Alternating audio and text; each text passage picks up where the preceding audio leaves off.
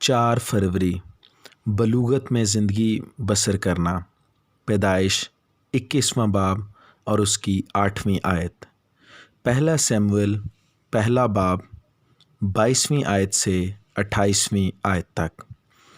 Bible مقدس میں لکھا گیا ہے کہ اسحاق کی پیدائش کے بعد وہ لڑکا بڑھا اور اس کا دودھ چھڑایا گیا، اور اسحاق کے دودھ چھڑانے کے دن ابراہیم نے بڑی ضیافت کی۔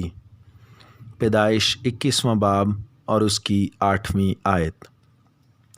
پرانے عہد نامے میں دودھ چھڑانے کے وقت کو اس بات سے جوڑا جاتا ہے کہ بچہ اس قابل ہو گیا ہے کہ وہ کسی اجنبی پر بھروسہ کر سکتا ہے۔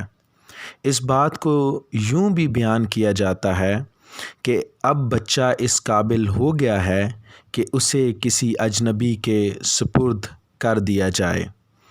اس وقت دودھ چھڑانے کی عمر 3 سے 5 سال یا اس سے بھی زیادہ ہوتی تھی۔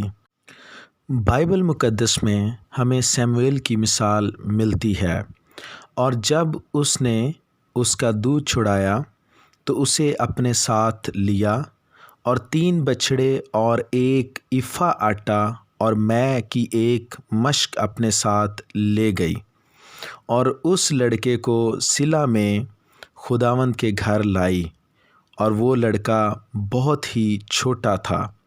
پہلا سیموئیل اس کا پہلا باب اور اس کی 24ویں آیت۔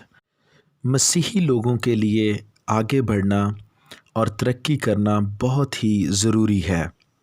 بائبل مقدس بیان کرتی ہے کہ نوزاد بچوں کی مانند خالص روحانی دودھ کے مشتاق رہو، تاکہ اس کے ذریعے سے نجات حاصل کرنے کے لیے بڑھتے جاؤ۔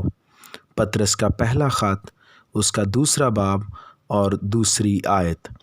تاہم خالص روحانی دودھ بچوں کی ضرورت ہے، لیکن نوجوان اور بزرگ مسیحی لوگوں کو خالص روحانی گوشت کھانے کی ضرورت ہے۔ جب اسحاق بڑا ہو گیا اور اس کا دودھ چھڑا دیا گیا تو اسی دن ابراہیم نے بڑی ضیافت کی۔ اس وقت بچے کی زندگی میں دودھ چھڑانے کا وقت بڑی دھوم دھام سے منایا جاتا تھا۔